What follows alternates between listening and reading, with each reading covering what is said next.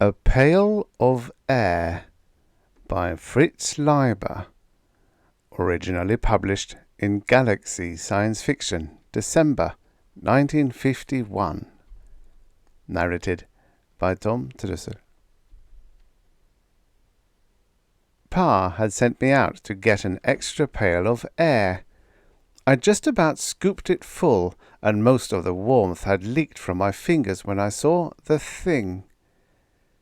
You know, at first I thought it was a young lady.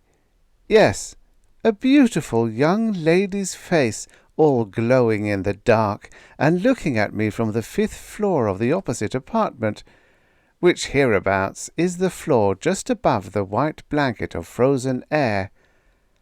I'd never seen a live young lady before, except in the old magazines.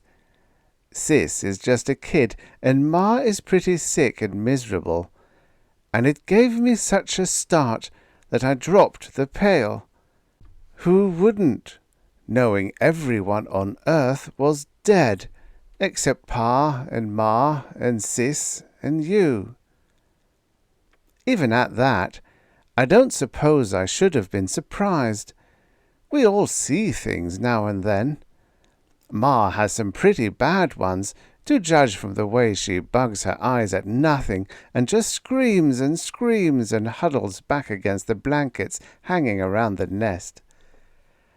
Pa says it is natural we should react like that sometimes. When I'd recovered the pail and could look again at the opposite apartment, I got an idea of what Ma might be feeling at those times, for I saw it wasn't a young lady at all, but simply a light, a tiny light that moved stealthily from window to window, just as if one of the cruel little stars had come down out of the airless sky to investigate why the earth had gone away from the sun, and maybe to hunt down something to torment or terrify, now that the earth didn't have the sun's protection. I tell you, the thought of it gave me the creeps. I just stood there shaking, and almost froze my feet, and did frost my helmet, so solid on the inside that I couldn't have seen the light, even if it had come out of one of the windows to get me. Then I had the wit to go back inside. Pretty soon I was feeling my familiar way through the 30 or so blankets and rugs Pa has got hung around to slow down the escape of air from the nest, and I wasn't quite so scared. I began to hear the tick-ticking of the clocks in the nest, and knew I was getting back into air, because there's no sound outside in the vacuum, of course. But my mind was still crawly and uneasy as I pushed through the last blankets. Pa's got them faced with aluminium foil to hold in the heat, and came into the nest. Let me tell you about the nest. It's low and snug, just room for the 4 of us and our things. The floor is covered with thick woolly rugs. 3 of the sides are blankets, and the blankets roofing it touch Pa's head. He tells me it's inside a much bigger room, but I've never seen the real walls or ceiling. Against one of the blanket walls is a big set of shelves, with tools and books and other stuff, and on top of it a whole row of clocks. Pa's very fussy about keeping them wound. He says we must never forget time, and without a sun or moon that would be easy to do. The 4th wall has blankets all over, except around the fireplace, in which there is a fire that must never go out. It keeps us from freezing, and does a lot more besides. One of us must always watch it. Some of the clocks are alarm, and we can use them to remind us. In the early days there was only Ma to take turns with Pa. I think of that when she gets difficult, but now there's me to help, and Sis too. It's Pa who is the chief guardian of the fire, though. I always think of him that way, a tall man sitting cross-legged, frowning anxiously at the fire, his lined face golden in its light, and every so often carefully placing on it a piece of coal from the big heap beside it. Pa tells me there used to be guardians of the fire sometimes in the very old days. Vestal virgins, he calls them, although there was unfrozen air all around then, and you didn't really need one. He was sitting just that way now, though he got up quick to take the pail from me and bawl me out for loitering. He'd spotted my frozen helmet right off. That roused Ma, and she joined in picking on me. She's always trying to get the load off her feelings, Pa explains. He shut her up pretty fast. Sis let off a couple of silly squeals, too. Pa handled the pail of air in a twist of cloth. Now that it was inside the nest, you could really feel its coldness. It just seemed to suck the heat out of everything. Even the flames cringed away from it as Pa put it down close by the fire. Yet it's that glimmery white stuff in the pail that keeps us alive. It slowly melts and vanishes and refreshes the nest and feeds the fire. The blankets keep it from escaping too fast.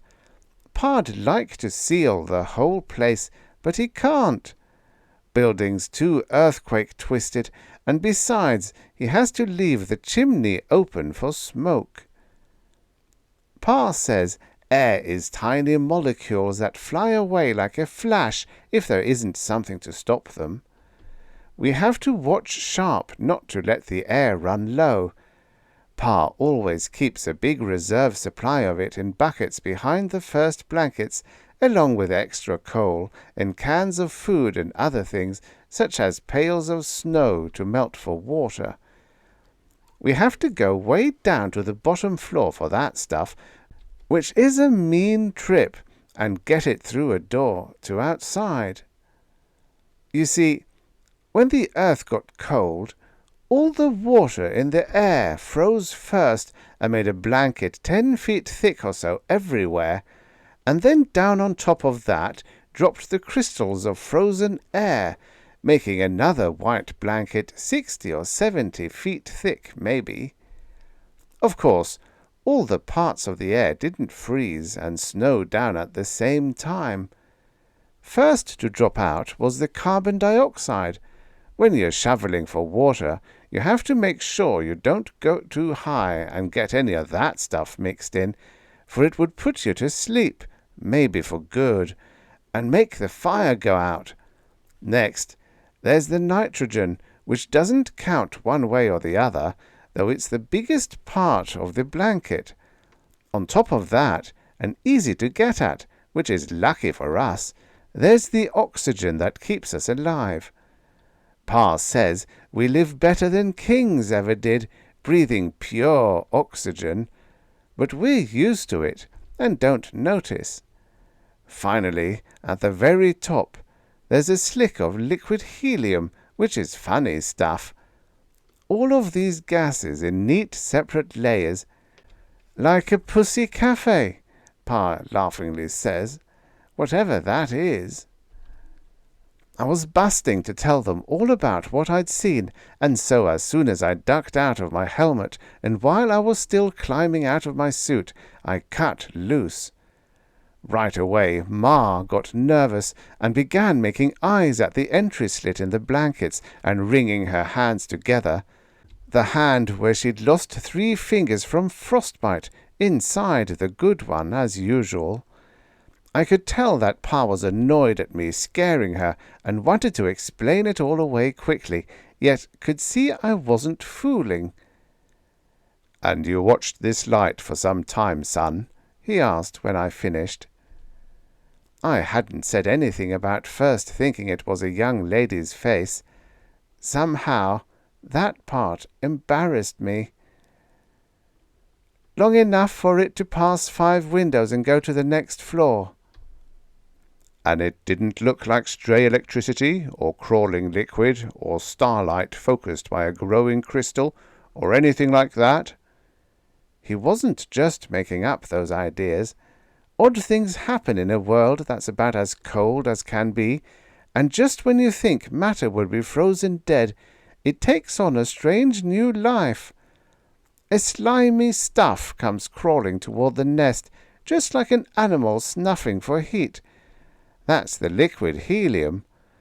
And once, when I was little, a bolt of lightning, not even Pa could figure where it came from, hit the nearby steeple and crawled up and down it for weeks until the glow finally died.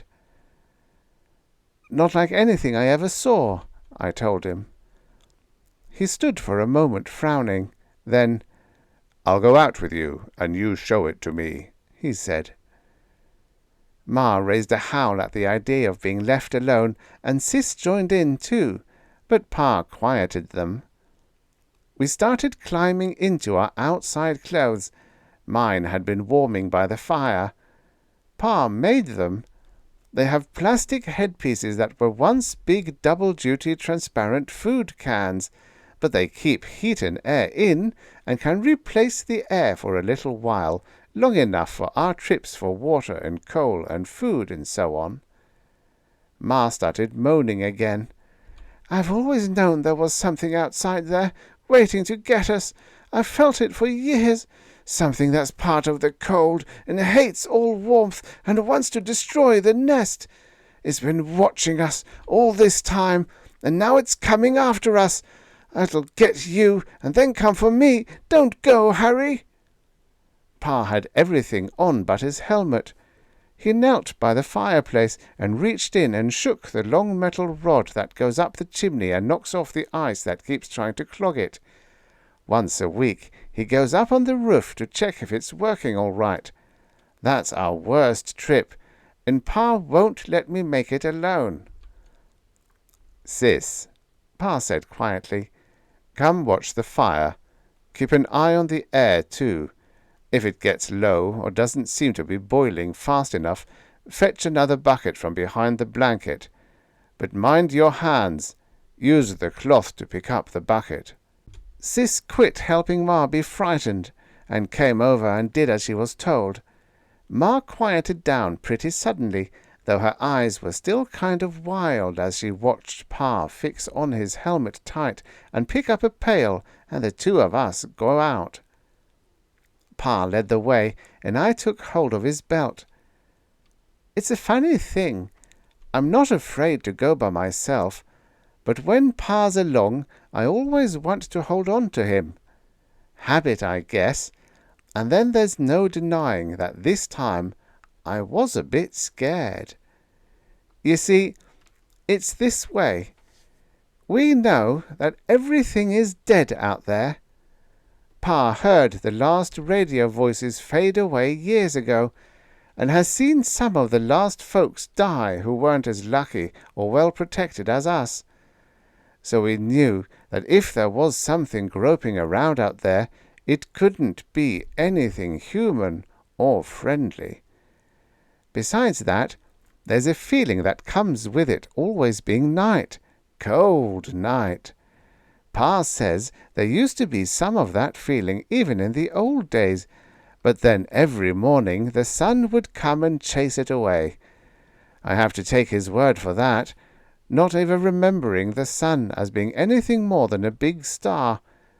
You see, I hadn't been born when the dark star snatched us away from the sun, and by now it's dragged us out beyond the orbit of the planet Pluto, Pa says, and taking us farther out all the time. I found myself wondering whether there mightn't be something on the dark star that wanted us, and if that was why it had captured the Earth. Just then we came to the end of the corridor, and I followed Pa out on the balcony. I don't know what the city looked like in the old days, but now it's beautiful. The starlight lets you see it pretty well. There's quite a bit of light in those steady points speckling the blackness above. Pa says the stars used to twinkle once, but that was because there was air. We're on a hill, and the shimmery plane drops away from us and then flattens out, cut up into neat squares by the troughs that used to be streets. I sometimes make my mashed potatoes look like it before I pour on the gravy. Some taller buildings push up out of the feathery plain, topped by rounded caps of air crystals, like the fur hood Ma wears, only whiter. On those buildings you can see the darker squares of windows underlined by white dashes of air crystals. Here and there a few icicles hang, water icicles from the first days of the cold, other icicles of frozen air that melted on the roofs and dripped and froze again.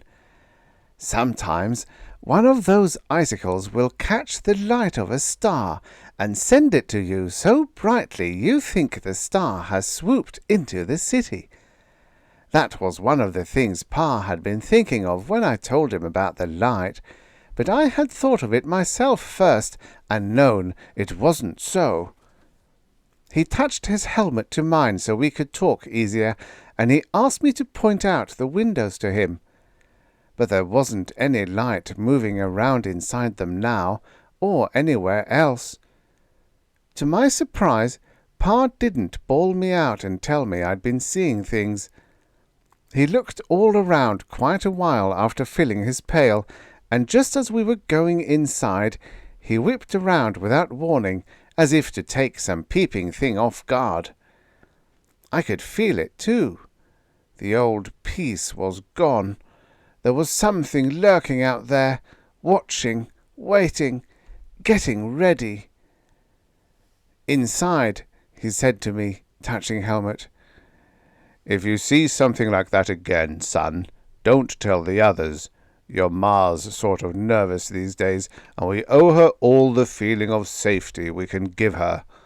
Once, it was when your sister was born, I was ready to give up and die, but your mother kept me trying.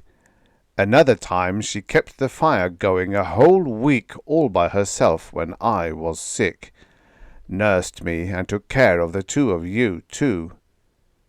You know that game we sometimes play, sitting in a square in the nest, tossing a ball around? Courage is like a ball, son. A person can hold it only so long, and then he's got to toss it to someone else. When it's tossed your way, you've got to catch it and hold it tight, and hope there'll be someone else to toss it to when you get tired of being brave." His talking to me that way made me feel grown up and good, but it didn't wipe away the thing outside from the back of my mind, or the fact that Pa took it seriously. It's hard to hide your feelings about such a thing. When we got back in the nest and took off our outside clothes, Pa laughed about it all and told them it was nothing, and kidded me for having such an imagination. But his words fell flat.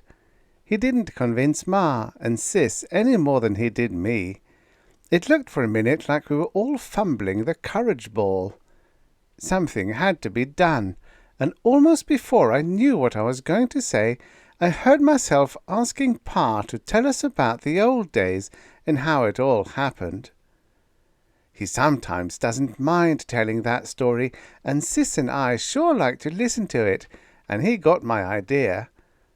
So we were all settled around the fire in a wink, and Ma pushed up some cans to thaw for supper, and Pa began. Before he did, though, I noticed him casually get a hammer from the shelf and lay it down beside him. It was the same old story as always. I think I could recite the main thread of it in my sleep, though Pa always puts in a new detail or two and keeps improving it in spots. He told us how the earth had been swinging around the sun ever so steady and warm, and the people on it fixing to make money and wars and have a good time and get power and treat each other right or wrong, when without warning there comes charging out of space this dead star, this burned-out sun, and upsets everything. You know, I find it hard to believe in the way those people felt, any more than I can believe in the swarming number of them. Imagine people getting ready for the horrible sort of war they were cooking up, wanting it even, or at least wishing it were over so as to end their nervousness, as if all folks didn't have to hang together and pool every bit of warmth just to keep alive. And how can they have hoped to end danger any more than we can hope to end the cold? Sometimes I think Pa exaggerates and makes things out too black. He's cross with us once in a while, and was probably cross with all those folks. Still, some of the things I read in the old magazine sound pretty wild. He may be right. The dark star, as Pa went on telling it, rushed in pretty fast, and there wasn't much time to get ready. At the beginning they tried to keep it a secret from most people, but then the truth came out, what with the earthquakes and floods. Imagine oceans of unfrozen water, and people seeing stars blotted out by something on a clear night. First off, they thought it would hit the sun, and then they thought it would hit the earth. There was even the start of a rush to get to a place called China, because people thought the star would hit on the other side. But then they found it wasn't going to hit either side, but was going to come very close to the earth. Most of the other planets were on the other side of the sun and didn't get involved. The sun and the newcomer fought over the earth for a little while, pulling it this way and that, like two dogs growling over a bone. Pa described it this time, and then the newcomer won and carried us off. The sun got a consolation prize, though. At the last minute he managed to hold on to the moon. That was the time of the monster earthquakes and floods, 20 times worse than anything before.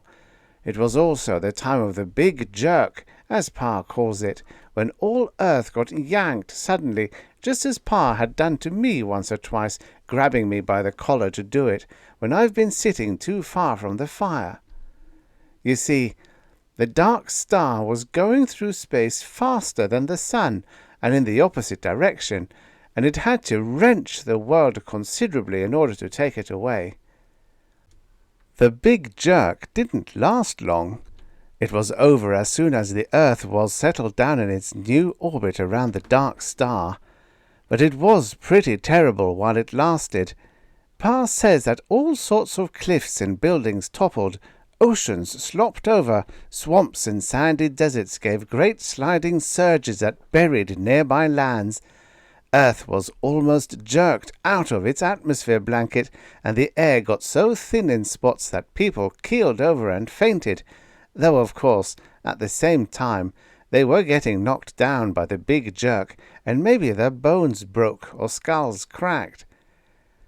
We've often asked Pa how people acted during that time, whether they were scared or brave or crazy or stunned or all four, but he's sort of leery of the subject, and he was again tonight. He says he was mostly too busy to notice. You see, Pa and some scientist friends of his had figured out part of what was going to happen. They'd known we'd get captured and our air would freeze, and they'd been working like mad to fix up a place with airtight walls and doors and insulation against the cold and big supplies of food and fuel and water and bottled air. But the place got smashed in the last earthquakes, and all Pa's friends were killed then and in the big jerk. So he had to start over and throw the nest together quick without any advantages, just using any stuff he could lay his hands on. I guess he's telling pretty much the truth when he's saying he didn't have any time to keep an eye on how other folks behaved, either then or in the big freeze that followed. Followed very quick, you know, both because the dark star was pulling us away very fast and because Earth's rotation had been slowed in the tug of war, so that the nights were 10 old nights long. Still, I've got an idea of some of the things that happened from the frozen folk I've seen, a few of them in other rooms in our building, others clustered around the furnaces in the basements where we go for coal. In one of the rooms, an old man sits stiff in a chair, with an arm and a leg in splints. In another, a man and woman are huddled together in a bed with heaps of covers over them. You can just see their heads peeking out, close together. And in another, a beautiful young lady is sitting with a pile of wraps huddled around her, looking hopefully toward the door, as if waiting for someone who never came back with warmth and food. They're all still and stiff as statues, of course, but just like life. Pa showed them to me once in quick winks of his flashlight, when he still had a fair supply of batteries and could afford to waste a little light. They scared me pretty bad and made my heart pound, especially the young lady. Now, with Pa telling his story for the umpteenth time to take our minds off another scare, I got to thinking of the frozen folk again. All of a sudden, I got an idea that scared me worse than anything yet. You see, I'd just remembered the face I thought I'd seen in the window. I'd forgotten about that on account of trying to hide it from the others. What, I asked myself, if the frozen folk were coming to life? What if they were like the liquid helium that got a new lease on life and started crawling toward the heat just when you thought its molecules ought to freeze solid forever? Or like the electricity that moves endlessly when it's just about as cold as that? What if the ever-growing cold, with the temperature creeping down the last few degrees to the last zero, had mysteriously wakened the frozen folks to life? Not warm-blooded life, but something icy and horrible. That was a worse idea than the one about something coming down from dark star to get us. Or maybe, I thought, both ideas might be true. Something coming down from the dark star and making the frozen folk move, using them to do its work. That would fit with both things I've seen, the beautiful young lady and the moving star-like light. The frozen folk with minds from the dark star behind their unwinking eyes, creeping, crawling, snuffing their way, following the heat to the nest. I tell you, that thought gave me a very bad turn, and I wanted very badly to tell the others my fears, but I remembered what Pa had said and clenched my teeth and didn't speak. We were all sitting very still. Even the fire was burning silently. There was just the sound of Pa's voice and the clocks. And then, from beyond the blankets, I thought I heard a tiny noise. My skin tightened all over me. Pa was telling about the early years in the nest and had come to the place where he philosophizes. "So I asked myself then," he said, "what's the use of going on? What's the use of dragging it out for a few years? Why prolong a doomed existence of hard work and cold and loneliness? The human race is done. The earth is done. Why not give up?" I asked myself, and all of a sudden I got the answer. Again I heard the noise, louder this time, a kind of uncertain, shuffling tread, coming closer. I couldn't breathe. "Life's always been a business of working hard and fighting the cold," Pa was saying. "The earth's always been a lonely place, millions of miles from the next planet, and no matter how long the human race might have lived, the end would have come some night. Those things don't matter. What matters is that life is good. It has a lovely texture, like some rich cloth or fur, or the petals of flowers. You've seen pictures of those, but I can't describe how they feel. Or the fire's glow. It makes everything else worthwhile, and that's as true for the last man as the first." And still the steps kept shuffling closer. It seemed to me that the inmost blanket trembled and bulged a little. Just as if they were burned into my imagination, I kept seeing those peering, frozen eyes. "So right then and there," Pa went on, and now I could tell that he heard the steps too, and was talking loud so we maybe wouldn't hear them. "Right then and there, I told myself that I was going on as if we had all eternity ahead of us. I'd have children, and teach them all I could. I'd get them to read books. I'd plan for the future, try to enlarge and seal the nest. I'd do what I could to keep everything beautiful and growing. I'd keep alive my feeling of wonder even at the cold and the dark and the distant stars." But then the blanket actually did move and lift, and there was a bright light somewhere behind it. Pa's voice stopped, and his eyes turned to the widening slit, and his hand went out until it touched and gripped the handle of the hammer beside him. In through the blanket stepped the beautiful young lady. She stood there looking at us the strangest way, and she carried something bright and unwinking in her hand, and two other faces peered over her shoulders, men's faces, white and staring. Well, my heart couldn't have been stopped for more than 4 or 5 beats before I realized she was wearing a suit and helmet like Pa's homemade ones, only fancier, and that the men were too, and that the frozen folks certainly wouldn't be wearing those. Also, I noticed that the bright thing in her hand was just a kind of flashlight. The silence kept on while I swallowed hard a couple of times, and after that there was all sorts of jabbering and commotion. They were simply people, you see. We hadn't been the only ones to survive. We'd just thought so, for natural enough reasons. These 3 people had survived, and quite a few others with them, and when we found out how they'd survived, Pa let out the biggest whoop of joy. They were from Los Alamos, and they were getting their heat and power from atomic energy. Just using the uranium and plutonium intended for bombs, they had enough to go on for thousands of years. They had a regular little airtight city with airlocks and all. They even generated electric light and grew plants and animals by it. At this, Pa let out a second whoop, waking Ma from her faint.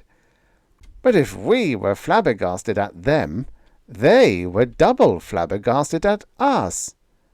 One of the men kept saying, "But it's impossible, I tell you. You can't maintain an air supply without hermetic sealing. It's simply impossible." That was after he had got his helmet off and was using our air. Meanwhile, the young lady kept looking around at us as if we were saints and telling us we'd done something amazing, and suddenly she broke down and cried. They'd been scouting around for survivors, but they never expected to find any in a place like this. They had rocket ships at Los Alamos and plenty of chemical fuel. As for liquid oxygen, all you had to do was go out and shovel the air blanket at the top level. So after they'd got things going smoothly at Los Alamos, which had taken years, they decided to make some trips to likely places where there might be other survivors. No good trying long-distance radio signals, of course, since there was no atmosphere to carry them around the curve of the Earth. Well, they'd found other colonies at Argonne and Brookhaven, and way around the world at Harwell and Tanatuva. And now they'd been giving our city a look, not really expecting to find anything. But they had an instrument that noticed the faintest heat waves, and it had told them there was something warm down here, so they'd landed to investigate. Of course, we hadn't heard them land, since there was no air to carry the sound, and they'd had to investigate around quite a while before finding us. Their instruments had given them a wrong steer, and they'd wasted some time in the building across the street. By now, all 5 adults were talking like 60. Pa was demonstrating to the men how he worked the fire and got rid of the ice in the chimney and all that. Ma had perked up wonderfully and was showing the young lady her cooking and sewing stuff, and even asking about how the women dressed at Los Alamos. The strangers marveled at everything and praised it to the skies. I could tell from the way they wrinkled their noses that they found the nest a bit smelly, but they never mentioned that at all, and just asked bushels of questions. In fact, there was so much talking and excitement that Pa forgot about things, and it wasn't until they were all getting groggy that he looked and found the air had all boiled away in the pail. He got another bucket of air quick from behind the blankets. Of course, that started them all laughing and jabbering again. The newcomers even got a little drunk. They weren't used to so much oxygen. Funny thing, though, I didn't do much talking at all, and Sis hung on to Ma all the time and hid her face when anybody looked at her. I felt pretty uncomfortable and disturbed myself, even about the young lady.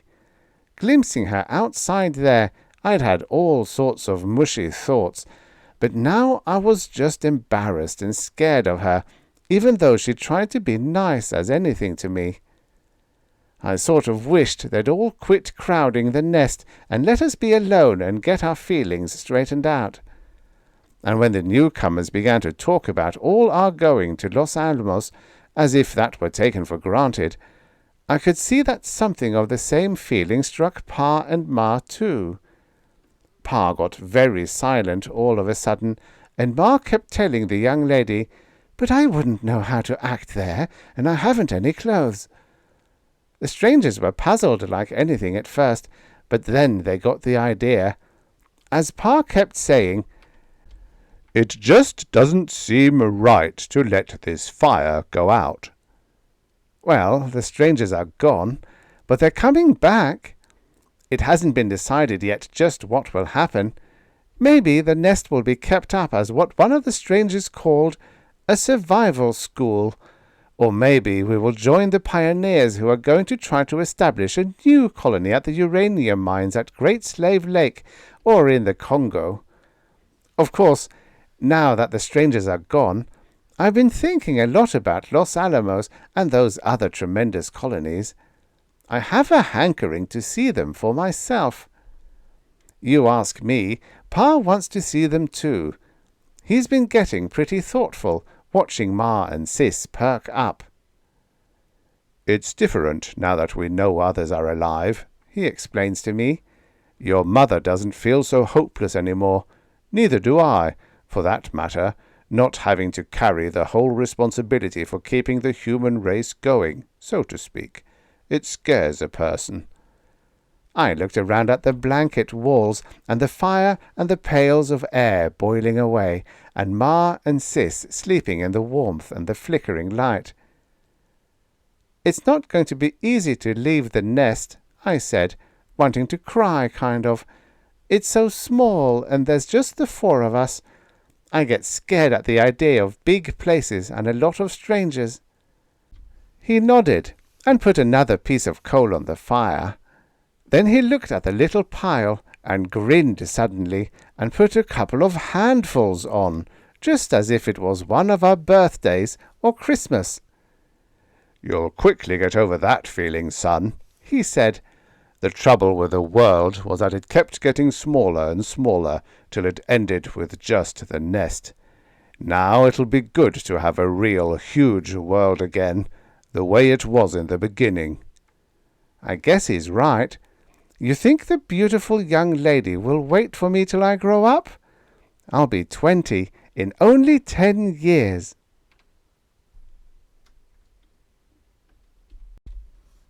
The end.